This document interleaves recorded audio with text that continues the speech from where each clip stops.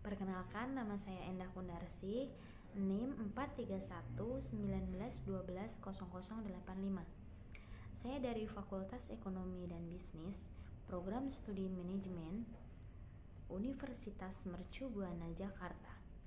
Di sini saya akan membuat video pembelajaran dari mata kuliah Etika dan Hukum Bisnis yang saya ambil dari modul 3, yaitu mitos bisnis amoral, keuntungan dan etika, sasaran dan lingkungan hidup. Etika bisnis adalah bagian dari filsafat. Secara garis besar, pengertian filsafat, etika, dan etika bisnis berhubungan erat satu sama lain. Filsafat dalam arti luas adalah suatu usaha sistematis untuk memahami pengalaman manusia secara pribadi dan kolektif atau kelompok. Berbeda dengan teologi, maka filsafat menggunakan rasio untuk menafsirkan pengalaman manusia dan bukan mengandalkan pada wahyu ilahi. Kebanyakan orang tidak senantiasa sadar akan fungsi etika. Salah satu sebabnya, etika menjadi bagian yang integral dari pribadi seorang sehingga tidak lagi dipersoalkan oleh yang bersangkutan. Artinya, seseorang jarang sekali memikirkan etika yang dimilikinya, kecuali bila ia merasa bahwa dalam hubungannya dengan orang lain, etika tersebut mendapat tantangan. Pada saat tertentu, kita pasti berhadapan dan berinteraksi dengan orang yang memiliki etika yang berbeda. Kita masuk pada pembahasan, yaitu moralitas dan etika. Yang pertama adalah moralitas. Menurut Kamus Besar Bahasa Indonesia, moral diartikan sebagai akhlak, budi pekerti atau susila. Sehingga moralitas dapat dipahami sebagai pedoman yang dimiliki individu atau kelompok mengenai apa itu benar dan salah atau baik dan jahat. Selanjutnya adalah etika. Etika berkaitan dengan kebiasaan hidup yang baik, baik pada diri seseorang maupun pada suatu masyarakat. Etika berkaitan dengan nilai-nilai, tata cara hidup yang baik, aturan hidup yang baik, dan segala kebiasaan yang dianut dan diwariskan dari suatu orang ke orang yang lain, atau dari satu generasi ke generasi yang lain. Yang selanjutnya adalah etika bisnis. Etika bisnis merupakan studi yang dikhususkan mengenai moral yang benar dan salah. Studi ini berkonsentrasi pada standar moral sebagaimana diterapkan dalam kebijakan, institusi, dan perilaku bisnis. Ini salah satu etika bisnis menurut Zimmer adalah etika bisnis adalah suatu kode etik perilaku pengusaha berdasarkan nilai-nilai moral dan norma yang dijadikan tuntutan dalam membuat keputusan dan memecahkan persoalan. Berikutnya adalah sasaran dan ruang lingkup etika bisnis. Ruang lingkup etika bisnis dan sasarannya yaitu 1. Etika bisnis bertujuan untuk menghimbau pelaku bisnis agar menjalankan bisnisnya secara baik. Yang kedua, untuk menyadarkan masyarakat, khususnya konsumen, buruh atau karyawan dan masyarakat luas, hak dan kepentingan mereka yang tidak boleh dilanggar oleh praktek bisnis siapapun juga. Dan yang ketiga, etika bisnis juga berbicara mengenai sistem ekonomi yang sangat menentukan etis tidaknya suatu bisnis. Prinsip-prinsip etika bisnis. Yang pertama adalah prinsip otonomi. Prinsip otonomi adalah sikap dan kemampuan manusia untuk mengambil keputusan dan bertindak berdasarkan kesadarannya tentang apa yang dianggapnya baik untuk dilakukan. Yang kedua adalah prinsip kejujuran. Terdapat 3 lingkup kegiatan bisnis yang bisa ditunjukkan secara jelas bahwa bisnis tidak akan bisa bertahan lama dan berhasil kalau tidak didasarkan atas kejujuran. Pertama, jujur dalam pemenuhan syarat-syarat perjanjian dan kontrak. Kedua, kejujuran dalam penawaran barang atau jasa dengan mutu dan harga yang sebanding. Dan yang ketiga adalah jujur dalam hubungan kerja intern dalam suatu perusahaan. Yang ketiga adalah prinsip keadilan. Menuntut agar setiap orang diperlakukan secara sama sesuai dengan aturan yang adil dan sesuai kriteria yang rasional, objektif, serta dapat dipertanggungjawabkan.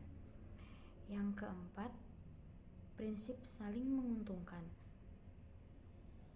mutual benefit principle, yaitu menuntut agar bisnis dijalankan sedemikian rupa sehingga menguntungkan semua pihak.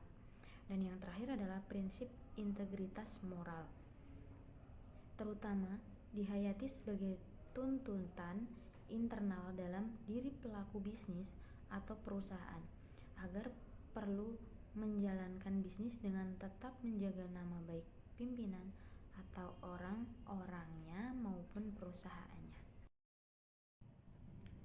Hal-hal yang harus diketahui dalam menciptakan etika bisnis. 1. Yaitu menuangkan ke dalam hukum positif. Perlunya sebagian etika bisnis dituangkan dalam suatu hukum positif yang menjadi peraturan perundang-undangan dimaksudkan untuk menjamin kepastian hukum dan etika bisnis tersebut, seperti proteksi terhadap pengusaha lemah.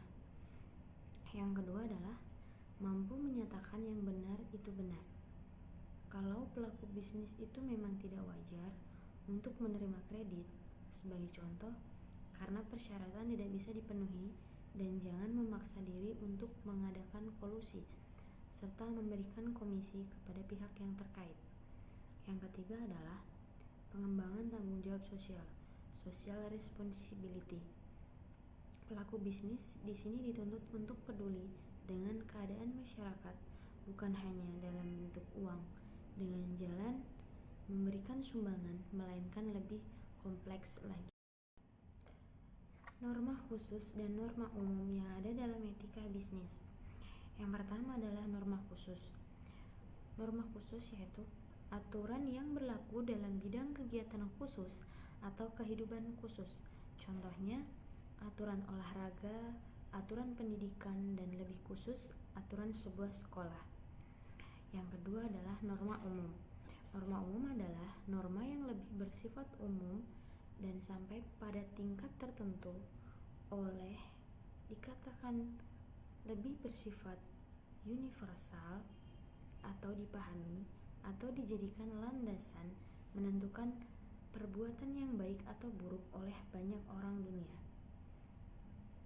Contohnya, norma sopan santun, norma hukum, dan norma moral. Sekarang kita berbicara tentang manfaat etika bisnis di perusahaan. Yang pertama adalah perusahaan mendapatkan kepercayaan dari konsumen. Perusahaan yang jujur akan menciptakan konsumen yang loyal, bahkan konsumen akan merekomendasikan kepada orang lain untuk menggunakan produk tersebut. Yang kedua adalah citra perusahaan di mata konsumen baik. Dengan citra yang baik, maka perusahaan akan lebih dikenal oleh masyarakat dan produknya pun dapat mengalami peningkatan penjualan. Yang ketiga adalah meningkatkan motivasi pekerja. Karyawan akan bekerja dengan giat apabila perusahaan tersebut memiliki citra yang baik di mata perusahaan. Yang terakhir adalah keuntungan perusahaan dapat diperoleh. Etika adalah berkenan dengan bagaimana kita hidup pada saat ini dan mempersiapkan diri untuk masa depan. Bisnis yang tidak punya rencana untuk menghasilkan keuntungan bukanlah perusahaan yang beretik. Kendala-kendala pencapaian etika bisnis di Indonesia. Yang satu, standar moral para pelaku bisnis pada umumnya masih lemah. Yang kedua, banyak perusahaan yang mengalami konflik kepentingan. Yang ketiga, situasi politik dan ekonomi yang belum stabil. Yang keempat, lemahnya penegakan hukum.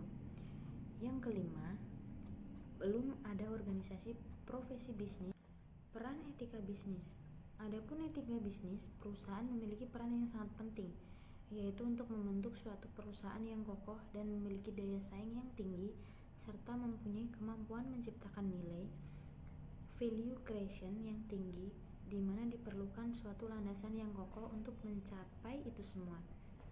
Menurut Richard D. George, bila perusahaan ingin sukses atau berhasil, maka memerlukan 3 hal pokok, yaitu 1. Memiliki produk yang baik, yang kedua, memiliki manajemen yang baik, yang ketiga, memiliki etika. Etika bisnis dalam hubungan kerja. Unsur-unsur dalam perjanjian kerja. Yang pertama adalah perjanjian kerja, meliputi 1. Perjanjian kerja waktu tertentu, yang kedua perjanjian kerja waktu tidak tertentu, yang ketiga adanya unsur work atau pekerjaan, yang keempat adanya unsur perintah, dan yang terakhir adalah adanya unsur upah. Dan berakhirnya perjanjian kerja. Yang pertama yaitu pekerja meninggal dunia, yang kedua berakhirnya jangka waktu perjanjian kerja, yang ketiga adanya putusan pengadilan atau putusan atau penempatan lembaga penyelesaian perselisihan yang memiliki kekuatan hukum. Yang keempat, adanya keadaan atau kejadian tertentu. Jadi kesimpulan dari video pembelajaran ini adalah etika bisnis adalah suatu kode etik perilaku pengusaha berdasarkan nilai-nilai moral dan norma yang dijadikan tuntunan dalam membuat keputusan dan memecahkan persoalan. Kelompok pemilik kepentingan yang memengaruhi keputusan bisnis adalah para pengusaha dan mitra usaha, petani dan perusahaan pemasok bahan baku, organisasi pekerja, pemerintah, bank, investor, masyarakat umum, serta pelanggan.